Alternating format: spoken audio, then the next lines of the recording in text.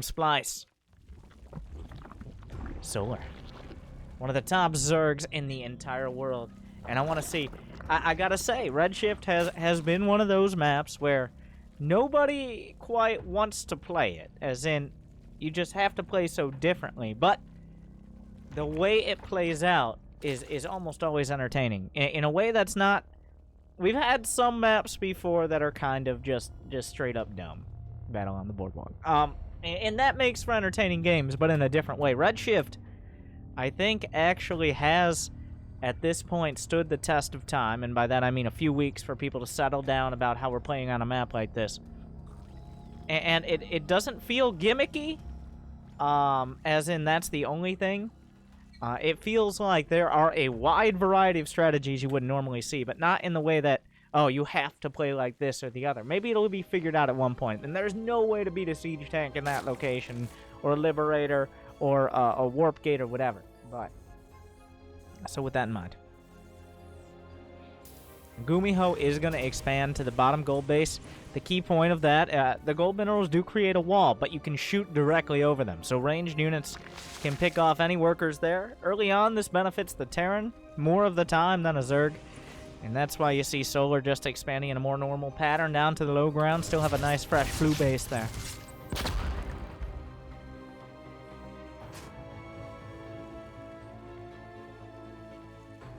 I'm thinking about doing just a bunch of Redshift games. They always create something entertaining. We'll see. Just a Redshifted series. Or I Survived Red... I don't know. I'll come up with some clever name. Or we'll crowdsource it for a clever name related to Redshift. But... Alright. The Reaper coming around. Has it picked up a kill? It's gotten 2 kills. 1 drone, 1 Zergling.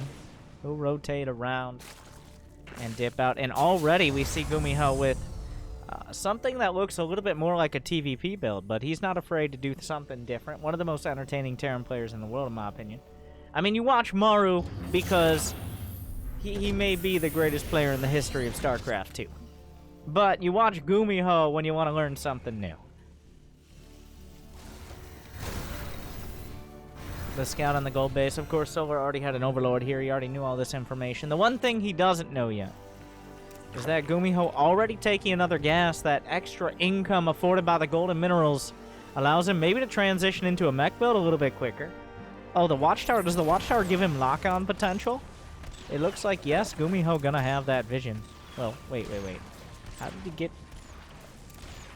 Oh, this is Solar's vision. I'm dumb. Okay. You are not a smart man, then. Okay.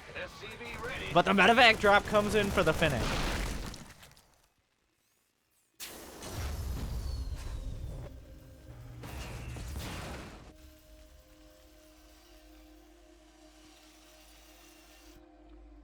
I like medevac. Now, this isn't very risky. Gumiho has kind of skipped the normal Viking. You usually see a Viking early on to take down overlords, but on this map, you have a pretty good position to actually directly with your units you're building. Instead of worrying about building a Viking, you can just make a Marine drop, and that'll finish things off. A couple overlords going down already, forcing unit production out of Solar. So Gumiho taking full advantage of that gold base to do this. Some hot pickups there. Almost every one of those Marines badly bruised, but none of them dead, right? He didn't lose any Marine. What a guy. Gumiho hasn't lost a single unit. A clean slate. But there is a Cyclone at the Watchtower. It's on the run. The Ling's in hot pursuit. Another drop coming out. It looks like... Well, is Gumiho going mech? It's hard to tell. There are 2 siege tanks, and he's looking to potentially... siege up from within Solar's own main, because he's backed by golden minerals. There's actually a single hex ramp here, a single wall ramp. This is a pretty dirty position to get into if he can actually siege up. A 1 corrosive bile gonna land. Doesn't hit both tanks. 1 remains unsieged. The tank is actually blocked by the siege tank, and it can't siege up. So, while this was a pretty clever idea here, it looks like Solar's gonna have enough units in time to shut it down. A Cyclone just freestyling onto the other side of the map. and will just die. I'm not... Maybe he was looking to kill some drones or something, but the maneuvering of the siege tanks was taking up all his attention on the opposite side. Gumiho now expanding to the outside, where he's going to protect this base. He's starting to mine out of the minerals. Once you mine out of the minerals, that opens up a potential attack path into your base as well. So we will see. It looks like it is going to be bio. The fact that we've waited until the 6-minute mark to really figure out what style Gumiho's been going for, or, well, is intending to go for, is kind of a testament to his style. You just never quite know what's going to happen next. He's just relying on all sorts of units to open up the early game. Zerglings get into the main. I'm not sure entirely what happened there, but it looks like most of them we cleaned up. 9 SCVs were hit by the Ravagers on the other side. The Ravagers with their corrosive ball. There's a single tank, but it's not quite in range. This base will finish. Mules will land. Solar heavily droning on the opposite side. There is a cloaked Banshee that managed to pick up 5 kills, I think almost entirely on the drones there. What a mess. 157 minerals left. And now we're looking at him. This is another way he can have some circulation between his bases. Because right now the minerals are walling off units from moving down here towards the 3rd. Such a weird amount of units. Gumiho has 3 Banshees, 1 tank, 2 medevacs, and 3 Marines. What? That one Banshee survives, not getting any more kills here, but the corrosive biles making it very difficult to mine. The Banshees come up and push this away. Okay, can we get some real music in here? What is this? Come on. Like, let's try the Brood more. Give me something. It's a little better. A little better. Solar at 61 drones. But he doesn't have access to a gold. Gumiho, despite being down a few workers, should still have a mostly comparable income. That gold base paying off in dividends. 1-1 finishing up. Gumiho gonna do what I tell most people not to, just have barely any Marines when his upgrades are finishing. But Gumiho, I trust, knows what he's doing a little better than me. And he's put on so much pressure. He knows his production's gonna ramp up. It's gonna explode. His infrastructure coming on. He's just taking a 4th. He's expanding like a Zerg. In fact, I think he took his 4th at almost the same time as Solar, who's been trying to constantly put on pressure. It's been a little bit of back and forth, almost a proxy war, as neither player able to really get close to the main production, but just chomping at the edges. 1-1's done. The armory is already completed as +1 on the way. Gumiho going to continue down that upgrade route. The wall has been opened as the minerals will mine out. At the watchtower claimed by Gumiho. 2 Banshees on the right side. A couple Queens will come down to defend it as the double drop lands. This will force a lot of the Roach Ravager back out of position. He doesn't have anything to kill the medevacs, but he can definitely push away the Marines. The creep spread finally starting to find a little bit of a foothold. It looks like neither player quite sure what location is the best one to focus on. And on Redshift, honestly, there's no right answer to that. It's just whatever's open at the time. The main base can be as, if not more, vulnerable than the 3rd or 4th. Usually the 4th, but it's actually closer to... The main base is the closest base to Gumiho right now, but wait a second. Now, since Fungal no longer stuns units, it won't make it as likely for Corrosive Biles to land on the medevacs, but it won't necessarily hurt that much. Oh! Just barely gets away demonstrated there by the Banshee. 2-2 coming up. Another Banshee works its way forward. Corrosive Biles just zoning things out. There's no other anti-air besides the Queens and the Infestors. The Corrosive Biles just forcing away units, not actually killing them outright. 2-2's on the way. Solar starting a hive. He's skipped the 2-2 upgrade. So what's the choice? Is this an Ultra game? Is this a Viper game? Does he feel like he has the economy? Only 65 drones. He's just now got his 4th base online, but here comes Gumiho. 2-2 is not far off the horizon now. He's got 101 to 124 army supply. The Ultralisk Cavern begins. The timer starts. The Banshee's helping to chunk through these creep tumors. A huge counterattack out of Solar. He's relying on the Banelings and where are his Infestors? It looks like they're gone. A huge counterattack, though. Already 13 SCVs going down. The Roaches will follow it up. Gumio, does he go forward or does he come back? He's got a double drop on the left side. The main is undefended. The Hive could be sniped off. The Ultraless Cavern is at the natural, though. A little bit easier to deal with. The Banshees are on their way back. They're going to try to put some of these fires out. The main base being targeted. It looks like he's not going to get the Hive. The Banelings, no, a pickup from Gumio will get a lot of the Marines out of there. The unit's pushing in towards the natural. Well, the natural of Gumio being eviscerated. The Banelings will force things back. The Medivacs boost forward. He has to run towards the Banelings. The hottest pickup of all. 2 more tanks being taken out. 143 to 116 supply. 64 to 36 workers. The drops will not stop. Gumio picking up again. Still most of the Marines alive. The drop into the main. Here come the Banes. But there goes the Hive. And Gumio still able to get out of there with some of those Marines. And the upgrades. If he takes a fight without Banes, well, Banes help a lot. I was about to say if he takes a fight without Banes, those Marines trade very effectively, but the Banelings change the equation.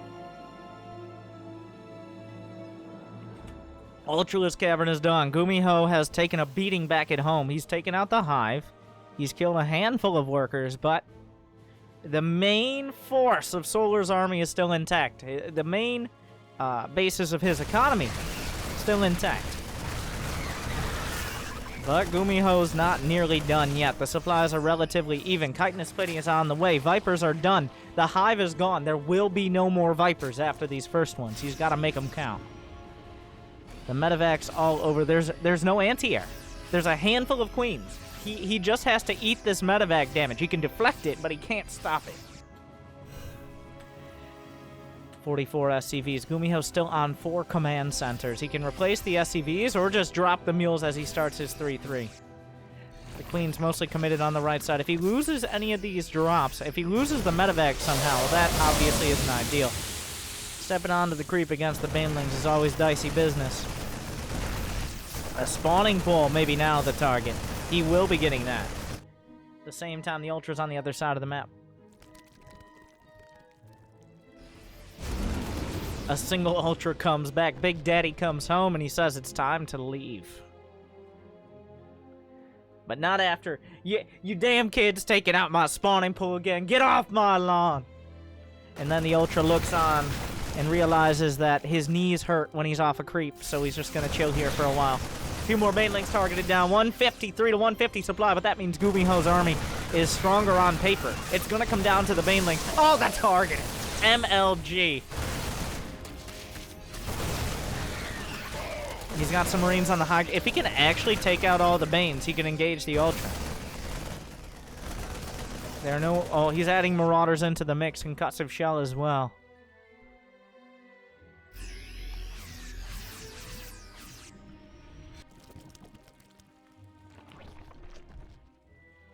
The scans around the board. Gumio going with another drop. Once again, there's still a Spire's on the way. Has the Hive been restarted? The Hive has not, so no option for a Greater Spire. I don't think that's really what he's worrying about. Targets down an Overseer. The Baneling as well. Gumio with some slick moves.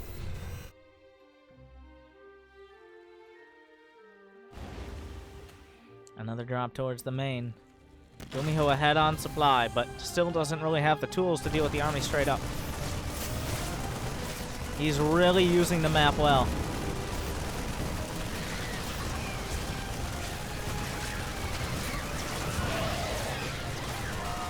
Ultra's chill. There goes the Medivac. A handful of Zerglings at the back. Solar's starting to hurt here, though. He doesn't have the greatest upgrades. He's sitting on 1-2-1, +1 attack and +2 carapace, respectively. Gumio is at 54 SCVs, but he's nearly maxed out. 134 army supply with 3-3 bio.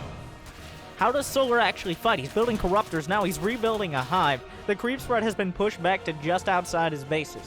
Gumio putting together a deadly Terran force. A handful of Zerglings counterattack. He doesn't have adrenal glands on the Zerglings. He doesn't have the cracklings. So engaging even a handful of bio units is still pretty dicey. Those 3 Banshees have survived. 18 kills, 16 kills, 21 kills. The lack of anti-air has made this very difficult for Solar. How do you fight? Well, there goes one of them. Solar's still baking a lot of Banelings, +2 melee attack finishing up. There's a potential for a counter. Gumiho is mined out of the main. The gold minerals are essentially dried up. He's mining off of 2 bases, and the third isn't looking so hot either. Solar is mining off of relatively fresh bases, so the longer the game goes on, the tougher it gets for Gumiho if things stay as they are at the moment. A nice lane counterattack, gonna drag a lot of Gumiho. Actually, it's dragging Gumiho almost all the way back. He's given up most of this position except for the Banshees. Redirecting over towards the right side. The Ghost Academy's on the way. 2 more command centers as well in the mail. The Corruptor's coming back, but the Viper's being dragged out of position. Gumiho gonna have some time to set up on the right side. There's a bit of creep here. There was a scan to see where that Zerg army is. Now both players nearing a max out. This Zergling, does he have burrow? No, he just ran a Zergling, and I have no idea how it survived that long, but it did. There's a lot of Ultras on the ground, 6 Queens with them.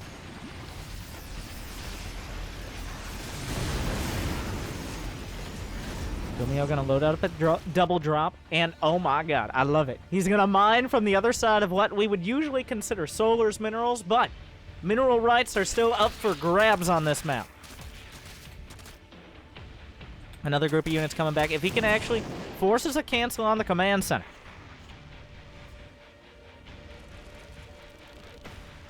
This Gumiho's army is not that strong. He's got a lot of units committed to different locations. If Solar just goes for the breakout, and it looks like he is, most of Solar's forces coming to bear on the Terran army in the middle of the map, and Gumiho gonna be forced out of that location, but at the same time, his main base is being gutted. There's a double, quadruple drop on the right side. Maybe not enough units to fill it out. Gumiho loses the battle, but the war is still very much in his hands, as he's going to be able to hit the key bases here. Another hive, the second of the game going to fall. The Ultras are coming back, but Gumi on the right, Gumi on the left, Ultras down the center. The tank doing great damage from the high ground here. This drop will be pushed back. The drop on the right side still going strong. Terran through bases all throughout Solar's bases. Solar, whatever. You got the idea.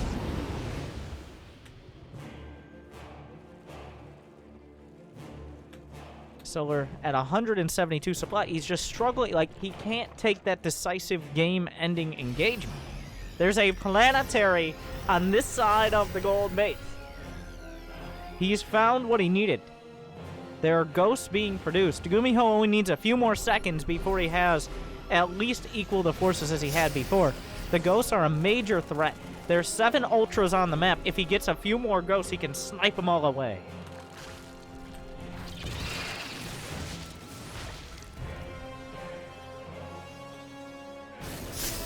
Gumiho once again.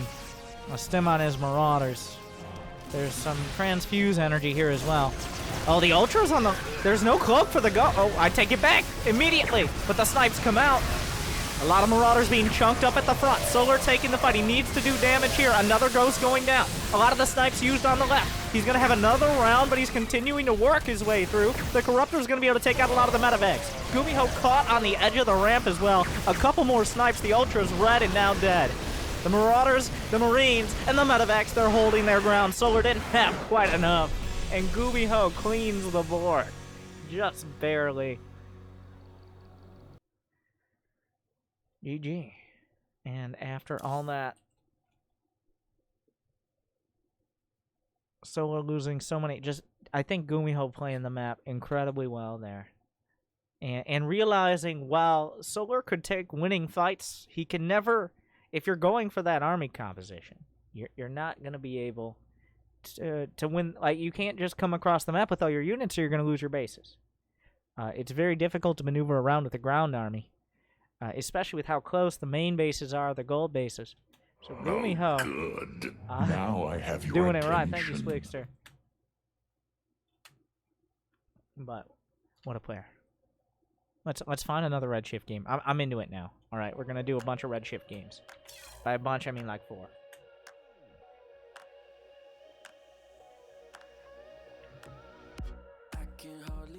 It makes for such great games. It might be one of the first times we've had a map like that isn't just a full-on gimmick.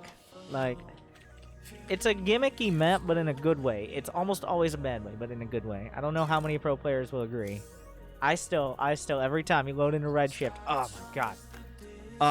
Redshift. Now the thing is, since most players veto it, this replay pack, which Wardy was so kind to provide, has next to no Redshift games, because in like best of 3s and best of 5s, you'll get a lot of players vetoing it. But not all. There's still a few here.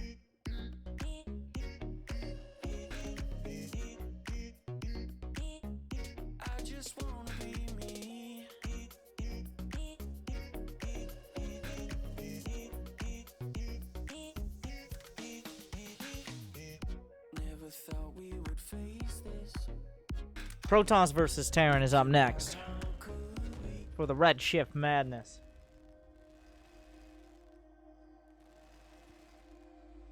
Let me introduce you to two more top Korean players. In the top left, Ryung, a long-term staple of the GSL. And in the bottom left, your Protoss, a multi-GSL finalist. And also one of the top Protosses in the world. Let's see how they handle it. An entirely different matchup. Terran versus Protoss. And so now we gotta have a discussion. I think it's all about the gold bases. You gotta have a discussion about the gold bases early. And by the way, Ryung already sending out an SCV, but building a barracks at home. So this is quite a play. Is this a 2-rat? We're already getting weird. Here we go again. Now, the intent here, he actually, I think he was trying to dodge a potential probe scout with this SCV. In case the probe was going here, and then going this way, he was dodging that exact scout timing off of Pylon. Is what Ryung was attempting to do there, but Zest just skipping it entirely. He's going for the gate expand, and not even bothering with the gold, not even bothering with a scout. Just gonna make sure he has those few extra minerals to be able to get his infrastructure up a little bit earlier.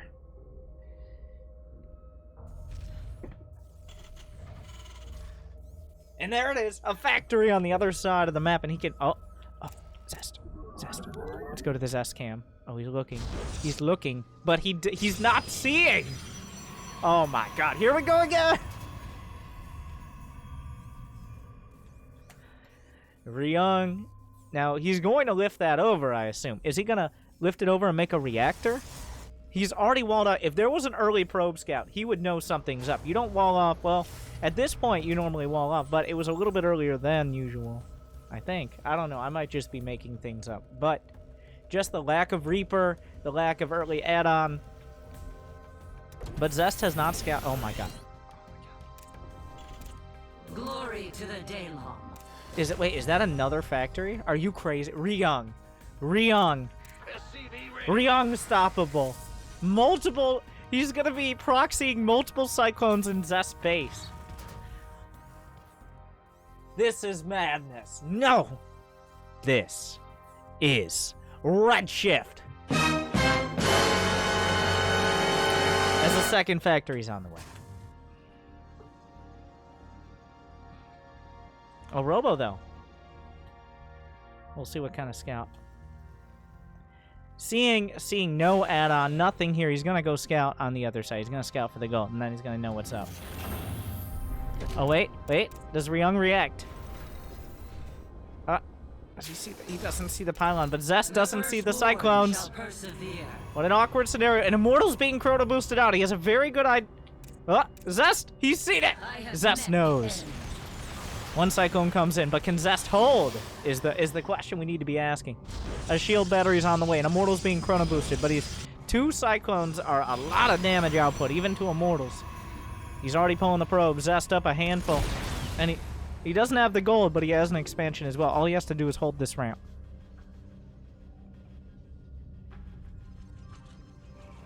Oh my god, what is this music? But why? I'm sorry to take you out of the immersion, but we need something a little more dramatic. A free pylon here. Zest is going to be supply blocked. He restarts 2 pylons, and he does have an Immortal finishing, but a supply block for Zest. There's the Terran music.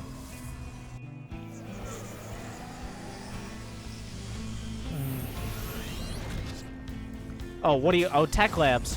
Siege... Who proxies a tank? Ryong does. But the Immortals are just blasting through. Ryong... ... Some questions being asked. Like, why does anybody like this map? GG! Zest takes it home to Ryong's dismay.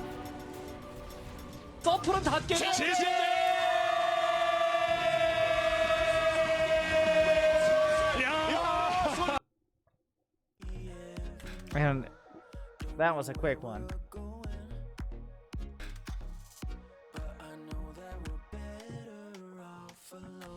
Alright. What do we have?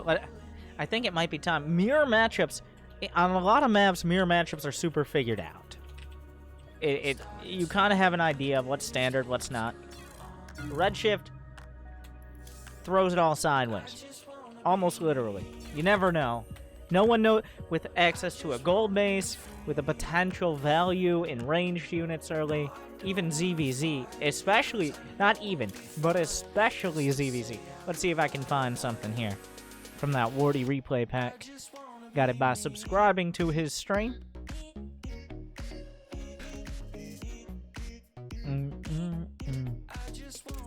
Oh, here we go. Rogue versus Impact.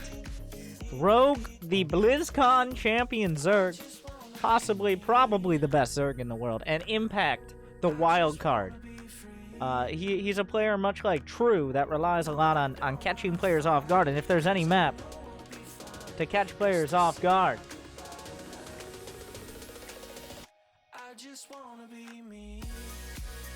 well, we know what it is. Redshift. On the bottom left, we have Rogue. From the Rogue One clan. That's how they identify their barcodes for these tournaments. In the top left, Impact.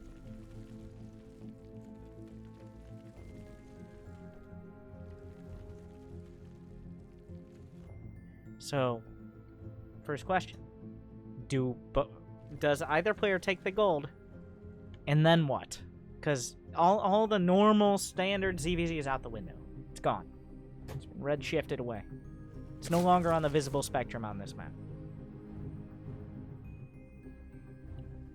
We have... Okay. Alright. So, the answer is yes. Both players will be taking the gold. But, I neglected to mention, there are multiple ways to go about it. And Rogue is expanding to the outside gold, and Impact is expanding inside his own. So, Impact, saying what we're all thinking. Rogue also, well, obviously, of course. I agree.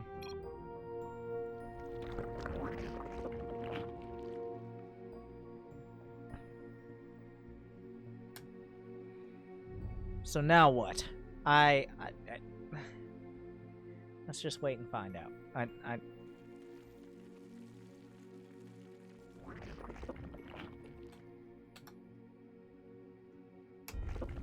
The gas has been taken by Impact. A large drone transfer by Rogue. That's a lot of mining time. Now the question. How many of these drones will be mining, and how many will be fulfilling their destiny as a spine crawl?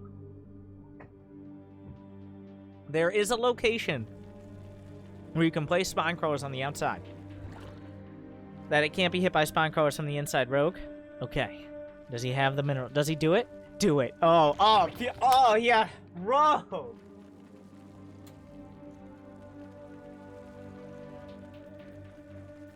Impact getting a roach warren.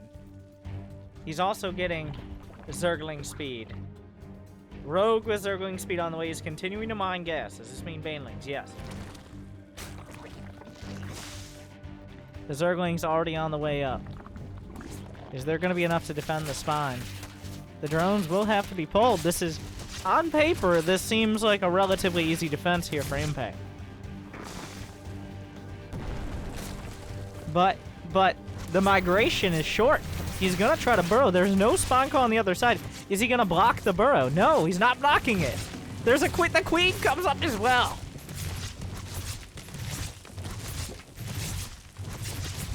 And it just he just lets him burrow the spine. Impact just so that now he can't mine from the gold anymore. It's over. All right, that's it. There are roaches on the way for Impact, but he can't go through the minerals. Rogue is putting a creep tumor on what you could call Impact's creep, but creep doesn't discriminate. The tumors do. But a lot of Zerglings made it by before the Banelings complete.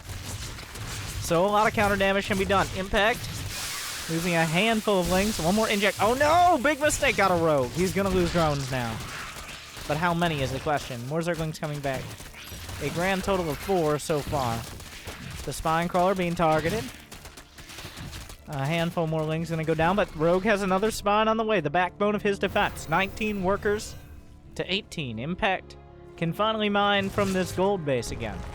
But Rogue is bringing another Spine Crawler. He's gonna back the roaches up against the mineral patches. The Spine will reburrow! And all the roaches gonna be forced away. The Zerglings will hunt them down and claw them to death. And no more mining at the gold base for you, Mr. Impact.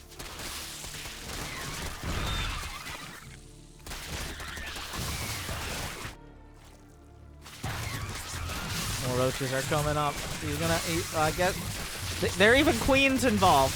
He's gonna use the Ravager morph. They have a lot of extra armor then, but 2 Banes slip by. Is there any chance they get to the mineral line? The lings are gonna try to go by. Oh, the dance begins. He's gonna be able to trigger one of them, but that's a lot of lings as well. Going for the drones. Bringing them very low. Impact losing drones. 15 to 19, and he can't mine from the gold. The Queen March has begun. It seems like Rogue's play was the smarter one. The Redshift meta evolves every day into something more and more obscene. The Corrosive Bow will connect on the Spine. He can outrange it with those, but it takes time.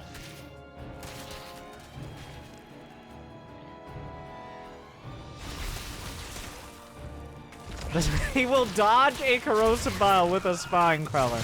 Unfortunately, it won't live much longer, right? Right? But Impact cutting off reinforcements. 15 to 19 workers. Despite all this, Rogue is still mining with more workers from the gold.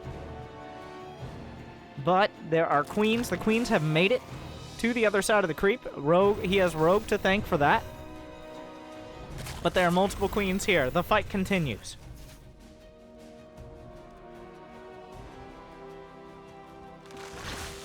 Impact still looking for the backstab.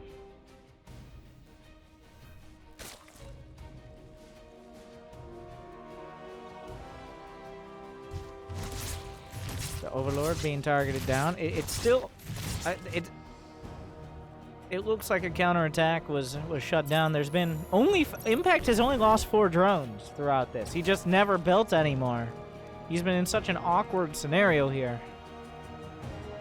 Rogue has been heavily mining the gold. And by heavily, I mean with more than 0 drones. There's another Spine Crawler burrowing at the gold. That needed to be said. Just like I said it. It's going to work. It's got a lot of work to do, but it's going to work. Work. Work. I don't know. There's like 3 words in this song. Just repeat stuff. Repeat stuff. I don't know.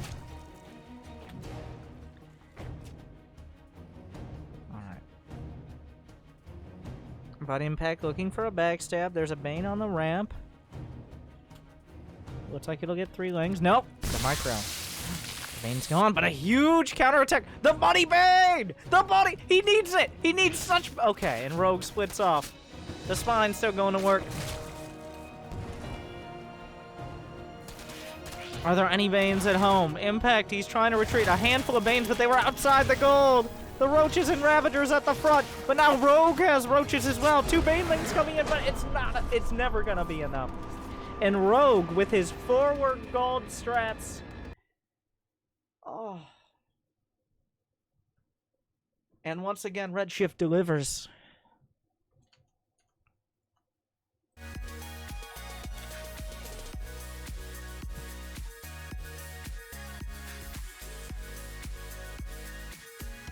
Let me take this time to remind you of our Lord and Savior Twitch Prime.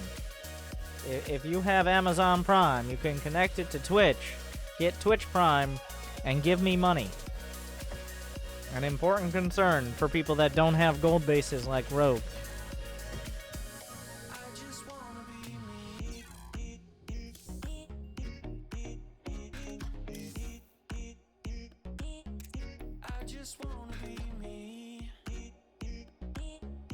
We've got another one. Another Terran versus Protoss, but of a somewhat different cast of characters.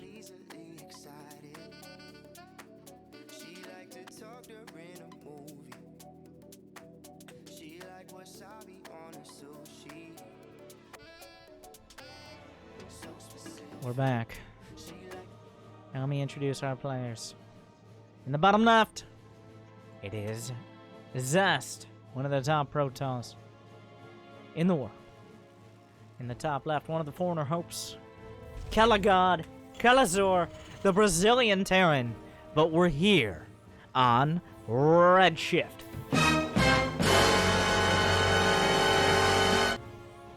Seeing what strategies these players come up with. We have yet to see any games on Redshift that don't start weird and get even weirder as time goes on.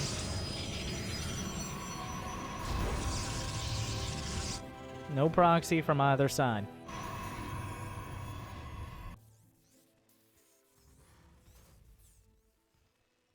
These replays from Wardy's June replay pack he sends out to subscribers. Make sure to subscribe. I think though it is a little confused. His stream name is Wardy, but it has 3 eyes. Is it 3 eyes? Oh, Something good. ridiculous. Now It's hard to I find. have your attention. I mean, unless it's streaming a major tournament, which is pretty common. But thank you, Swaggins Baggins, for 2 months. Welcome back. And Zest. This is kind of a Zest staple. Like, not even worry about the map. I'm going gate expand. You do whatever you're doing. I'll handle it. No problem.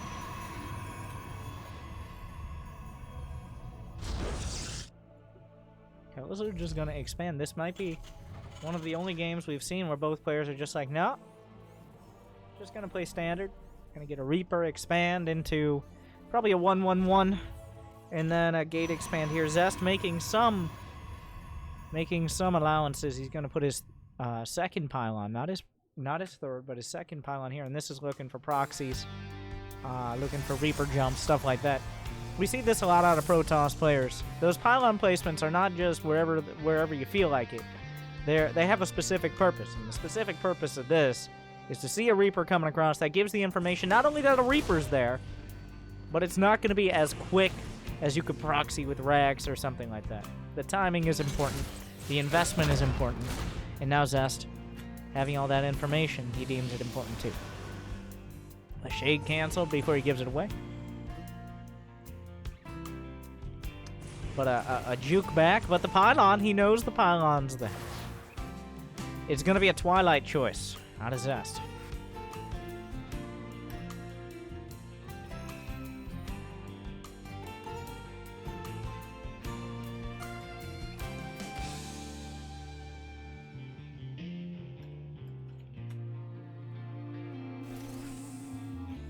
Kelazar opting for a reactored Marine Cyclone opener. So this is much like most. This is one of the standard stock openers. We've been seeing a lot more Stargate play out of Protosses lately, but the blank is still a staple of Protoss versus Terran. You get enough for map control, you can put pressure on a Terran, you can keep them honest. Like if they send out a drop, then suddenly they have nothing at home. Liberators can be easily picked off. There's nothing that deals with Blink Stalkers very well directly if the Protoss is very active with them. And that is the key. If you just sit back and wait for them to build a bunch of Marauders and stim across the map, well, it's a little different than if the Stalkers are always outside your base looking for an opportunity to get damage done. Zest looking free to take a third. He has no scout at the other side of the map. For all he knows, now this would be very dumb, but for all he knows, Kelazur made 5 barracks on one base and is just pumping out unstim Marines behind this Reaper. And then he's going to pull the SCVs. So that's how confident Zest is in himself and in what Kelazur is going to be doing. It's a calculated risk, but it's a small one.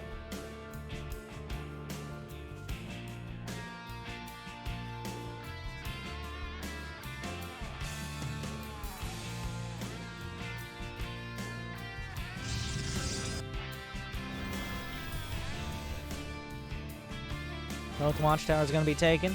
Zest on the left. Kelazur on the right.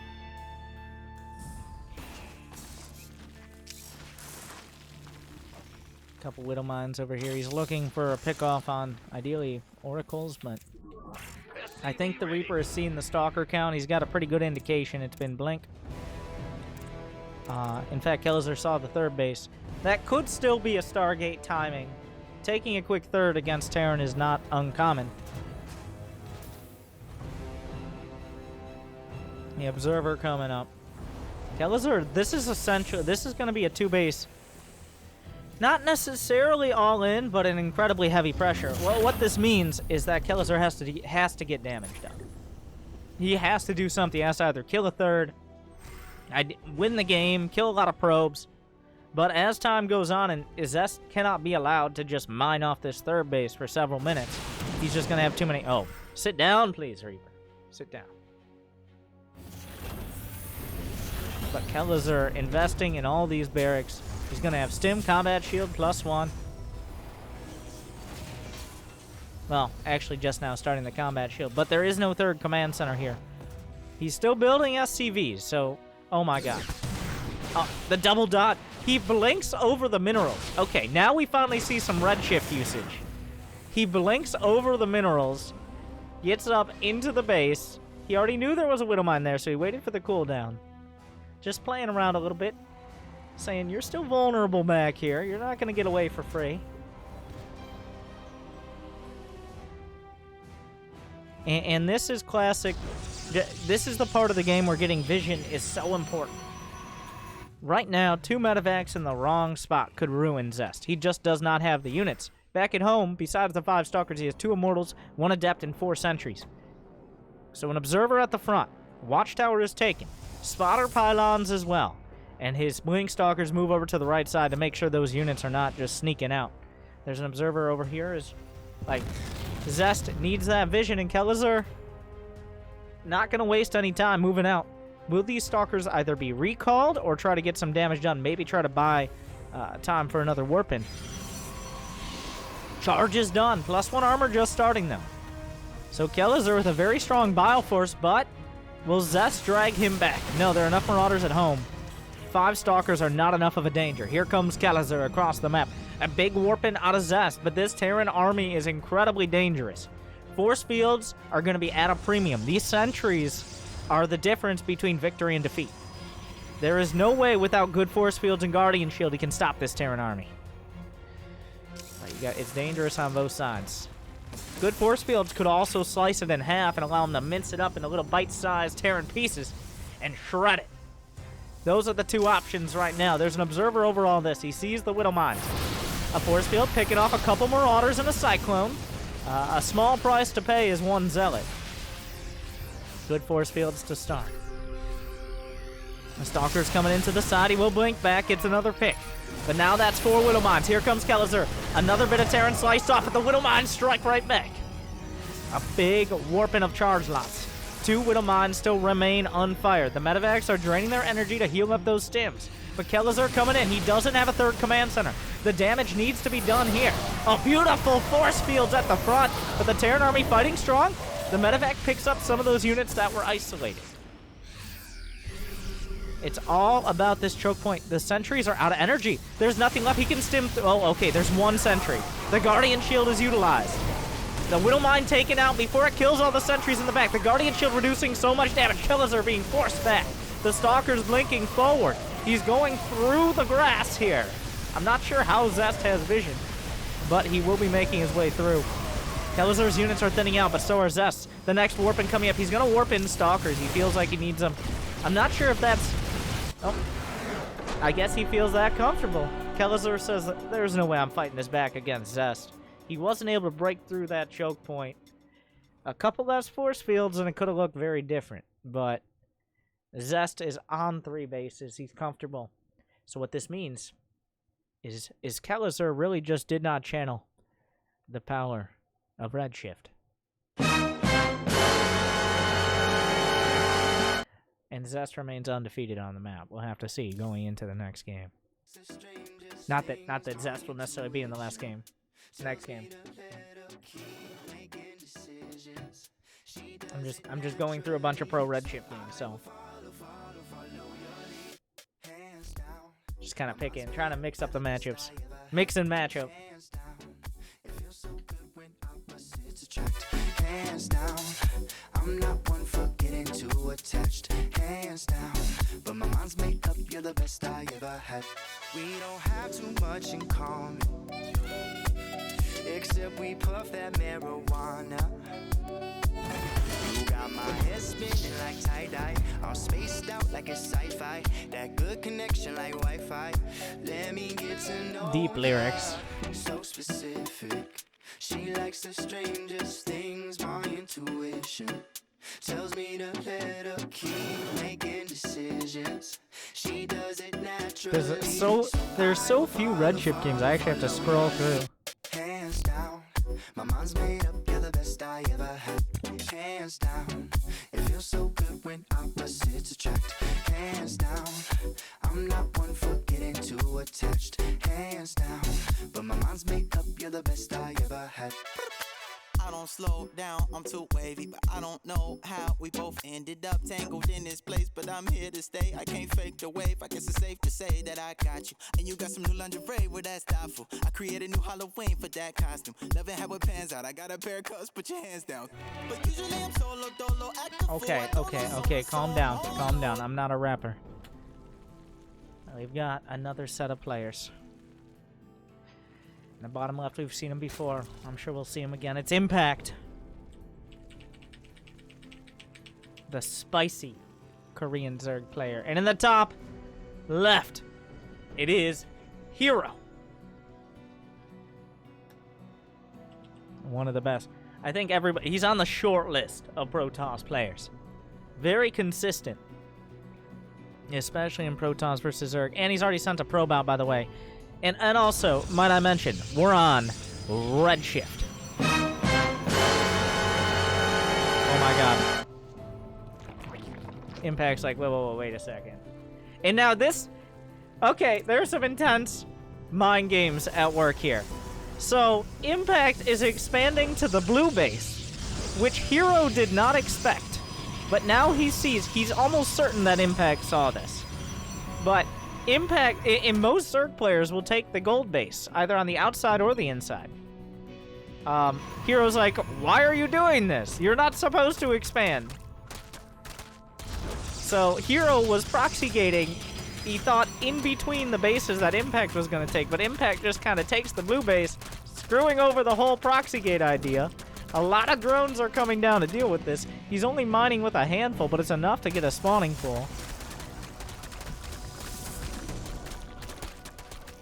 So, where do we go from here? Because Impact has a very delayed spawning pool. There's a cancel at the last second. The pylons are not going to go down in time. The probe is still around. And quite a conversation, I'm sure, is happening at the moment.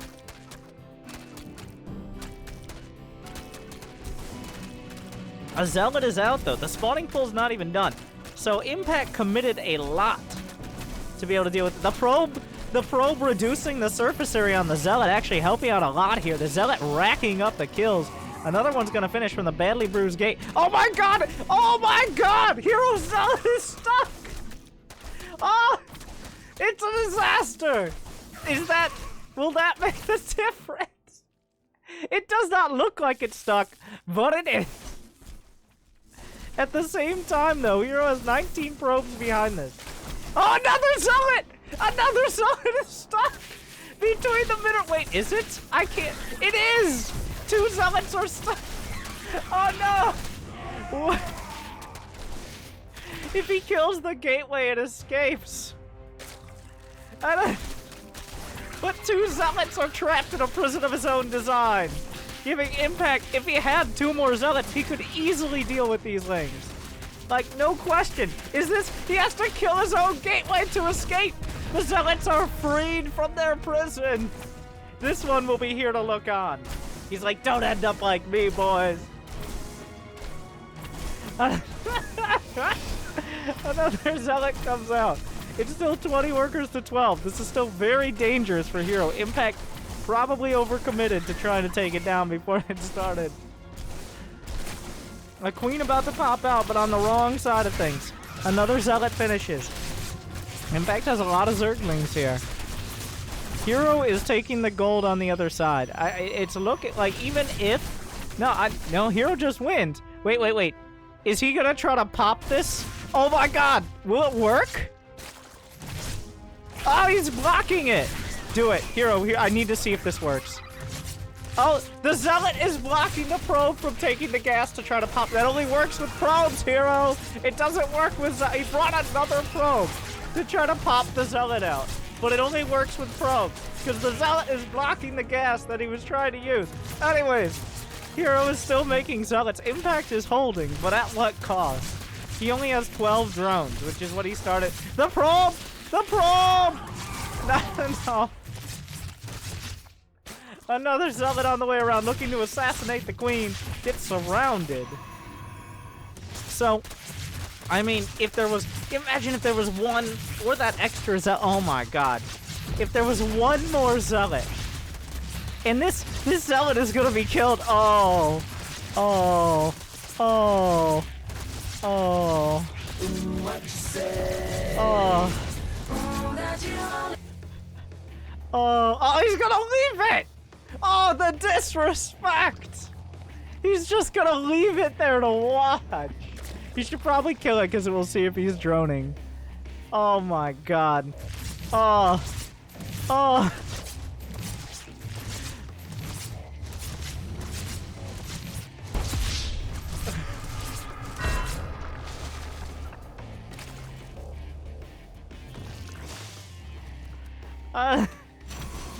Oh, the Zealot on the... Wait, is that a wall?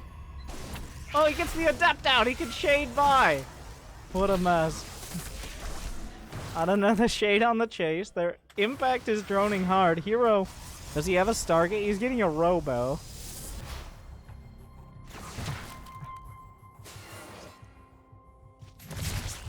There's still 2 gateways scouting the drone count, by the way. Like, there's a...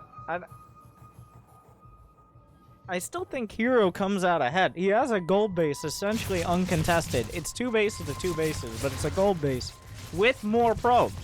So, like, what do you even do as Impact now?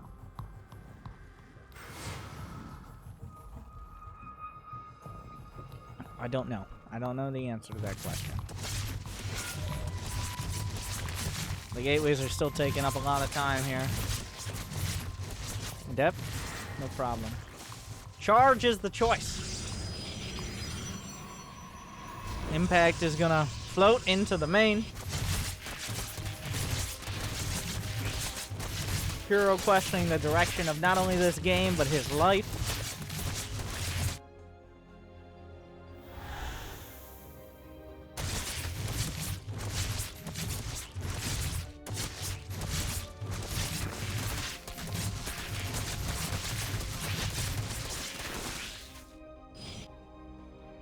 A Dark Shrine on the way. Like, also, this is... Impact is even on workers. Even if he holds this. It's still a very uncomfortable... I mean, now, if he does hold it, and he has map control, he can deny mining on the gold. That's the plus. That's the plus here. The downside is him holding it is already going to be very difficult once charge completes. That is not that many units. The Zealots are coming back to avenge their fallen brother.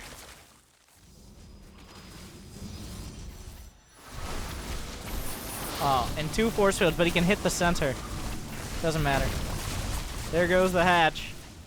He damaged it a lot earlier with the Zealots.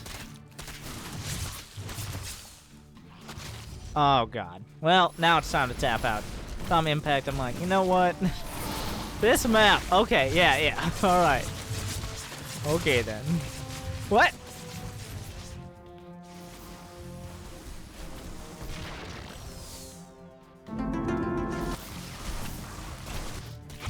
What?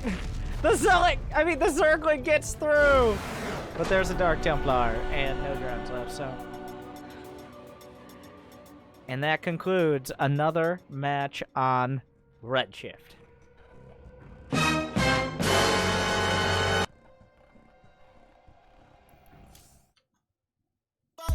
Let's see if we have any more. I don't even know if there are any more.